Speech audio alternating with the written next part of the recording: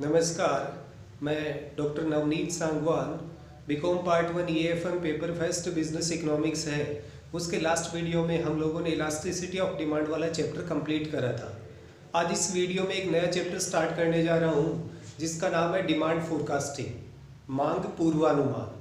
अब इसके demand forecasting के जो डिफरेंट डायमेंशंस हैं वो इसमें आने वाले हैं। लाइक डिमांड फोरकास्टिंग होता क्या है, फिर उसके फीचर्स या कैरेक्टरिस्टिक्स क्या होते हैं, ऑब्जेक्टिव्स क्या होते हैं, फिर इसको मेजर करने के जो डिफरेंट मेथड्स हैं वो कौन कौन से होते हैं।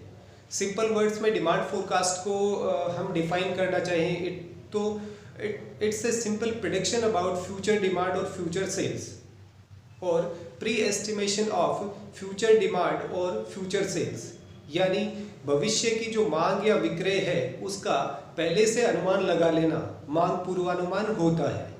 जैसे किसी भी बेसिस पे मान लीजिए पास्ट ईयर के आपके पास में डेटा है, उसमें 10% की ग्रोथ है, वो एवरी ईयर शो करी जाती है, तो अपन क्या मान के चल सकते हैं कि नेक्स्ट ईयर भी इसमें 10% का इंक्रीमेंट देखने को मिलेगा। तो ये तो इसके डिफरेंट बेसिस बन जाते हैं।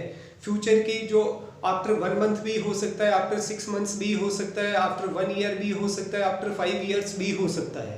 यानी उस पर्टिकुलर टाइम ड्यूरेशन में किसी भी प्रोडक्ट की डिमांड है वो कितनी रहने वाली है।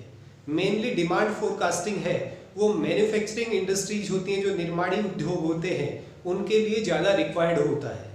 अब इसके मीनिंग के बाद में आता है इसमें कैरेक्टरिस्टिक्स और फीचर्स ऑफ डिमांड फोरकास्टिंग, जिसमें नंबर 1 आता है बेस्ड ऑन पास्ट रिकॉर्ड्स, भूतकालीन आंकड़ों पर आधारित।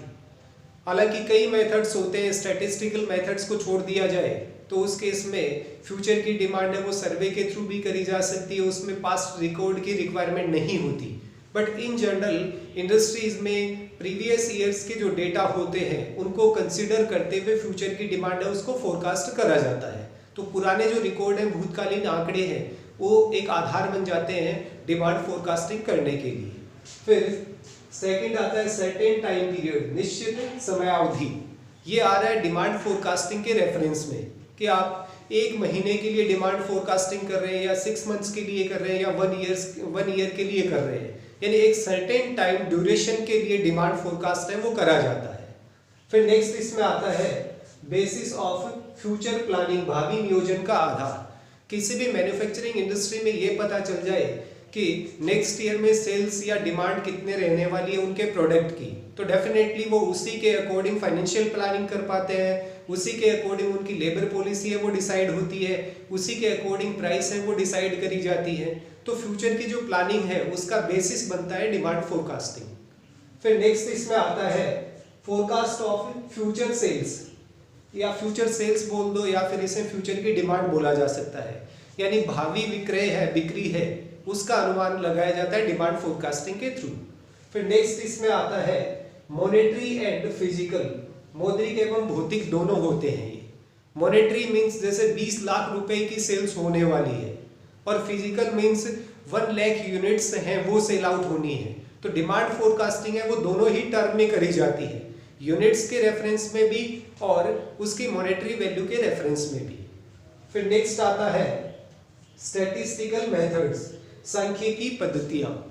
इसमें डिमांड फोरकास्टिंग में लीस्ट स्क्वायर मेथड हो गया, रिग्रेशन मेथड हो गया, ये जो मेथड्स हैं वो स्टैटिस्टिकल टूल्स या मेथड्स माने जाते हैं।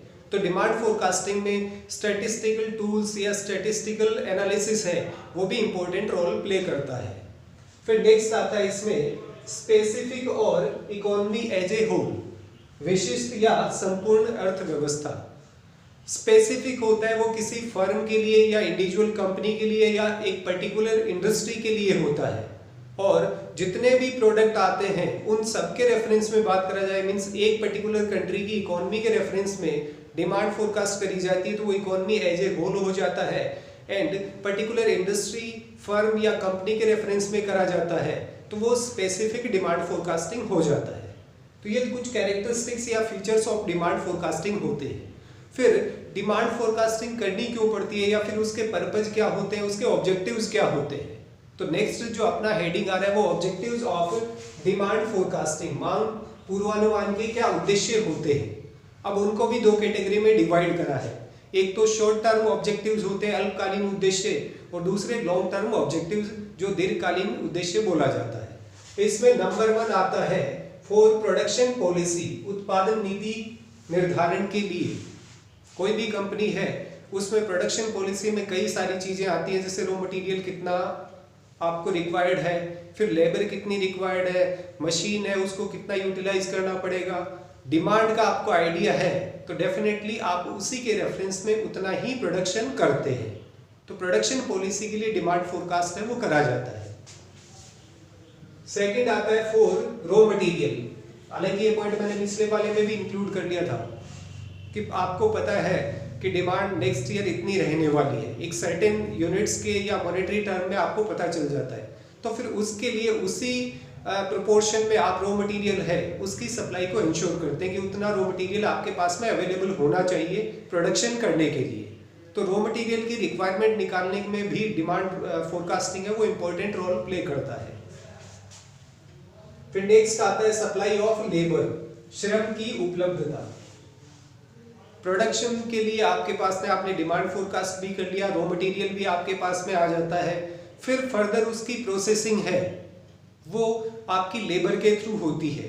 अब जितना रॉ मटेरियल आता है उसी रेफरेंस में आपको लेबर है वो एम्प्लॉय करनी पड़ती है कि इतनी लेबर आपको रिक्वायर्ड है। मान लीजिए 100 लेबर की आपको रिक्वायरमेंट है तो उसका अरेंजमेंट आपको करना पड़ता है टाइमली, तब जाके प्रोडक्शन है वो स्टार्ट हो पाता है। तो डिमांड फोरकास्टिंग है उससे प्रोडक्शन पॉलिसी डिटरमाइन होती है। प्रोडक्शन पॉलिसी के अकॉर्डिंग आपको रॉ मटेरियल परचेज करना पड़ता है और जो रॉ मटेरियल आता है उसके अकॉर्डिंग आपको लेबर है उसकी रिक्वायरमेंट है वो डिसाइड करनी होती है। फिर नेक्स्ट इसमें आता है फॉर प्राइस पॉलिसी, मूल्य नीति के लिए। अब आपको कंफर्म हो जाता है कि नेक्स्ट ईयर इतनी यूनिट है वो सेल आउट होनी है तो डेफिनेटली आप अपनी प्राइसेस हैं वो उसके अकॉर्डिंग सेट या डिसाइड कर पाते हैं।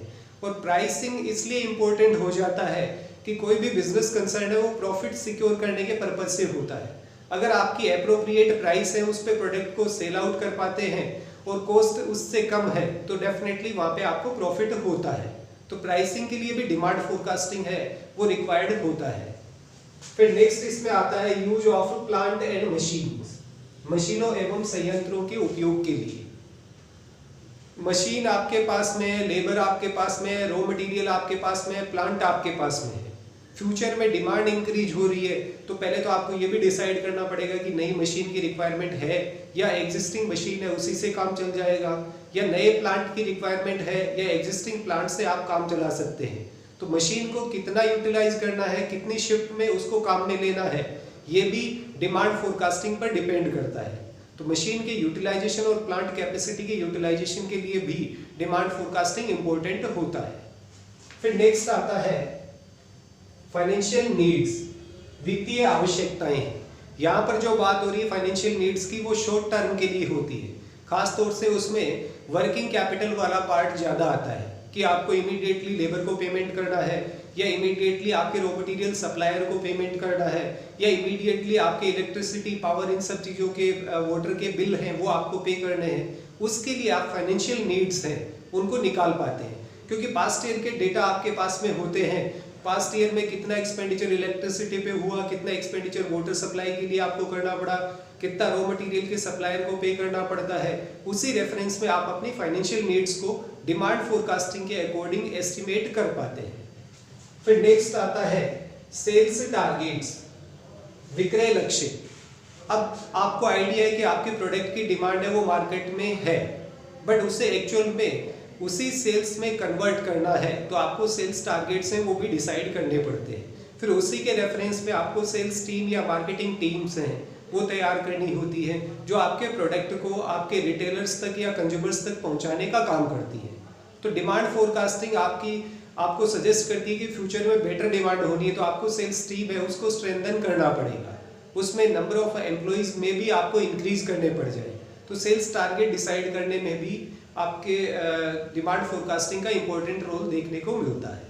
ये तो थे सारे के सारे शॉर्ट टर्म ऑब्जेक्टिव्स। फिर 2-3 पॉइंट्स मैंने लिखे, हालांकि शॉर्ट टर्म और लॉन्ग टर्म पॉइंट्स में डिफरेंस नहीं मिलेगा, टाइम ड्यूरेशन है उसका आपको डिफरेंस देखने को मिलता है। जिसमें पहला है man power planning, Shram Shakti नियोजन। ये पॉइंट यहाँ पर भी आया था जैसे सप्लाई ऑफ लेबर के नाम से आपको पॉइंट देखने को मिल जाता है।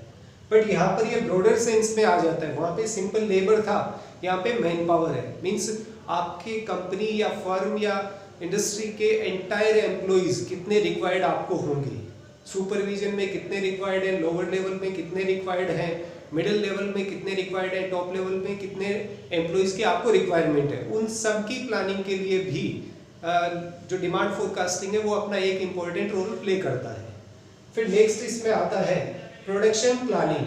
हालांकि ये पॉइंट ऊपर भी आया था प्रोडक्शन पॉलिसी के नाम से, यहाँ पर प्लानिंग का मीनिंग है वो थोड़ा सा ब्रॉडर हो जाता है कि इसमें आप फर्दर जो टाइम ड्यूरेशन आने वाला है उसके लिए भी प्लान करना स्टार्ट कर देते हैं। यहाँ पे तो सिंपल कितना प्रोडक्शन करना है ये वाली चीज डिसाइड हो रही है, यहाँ पर उसकी जो क्वालिटी है उसमें कोई इंप्रूवमेंट की रिक्वायरमेंट आपको वो पॉइंट भी इंक्लूड होता है।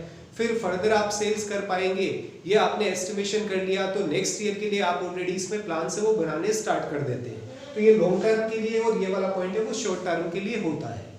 और लास्ट पॉइंट आता है फाइनेंशियल प्लानिंग।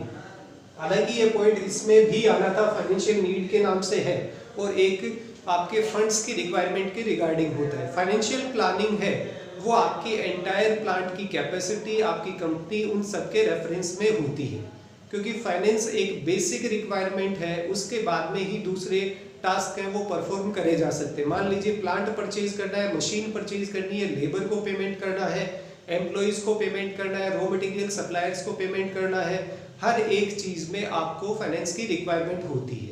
तो डिमांड फोरकास्टिंग में आपको आइडिया लगता है कि फ्यूचर में डिमांड इंक्रीज या डिक्रीज होनी है, उसी के अकॉर्डिंग कोई भी कंपनी है वो अपनी फाइनेंशियल प्लानिंग करता है। तो आज के इस वीडियो में 3 चीजें हम लोगों ने डिस्कस करी हैं। एक, डिमांड फोरकास्टिंग होता क्या है, सेकंड उसके फीचर्स या कैरेक्टरिस्टिक्स क्या होते हैं, थर्ड पर्पस या उसके ऑब्जेक्टिव्स क्या होते हैं। अब नेक्स्ट वीडियो में इसका फर्दर पार्ट है उसको डिस्कस करेंगे। तो आज के इस वीडियो में इतना ही। Thank you. जय हिंद, जय भारत।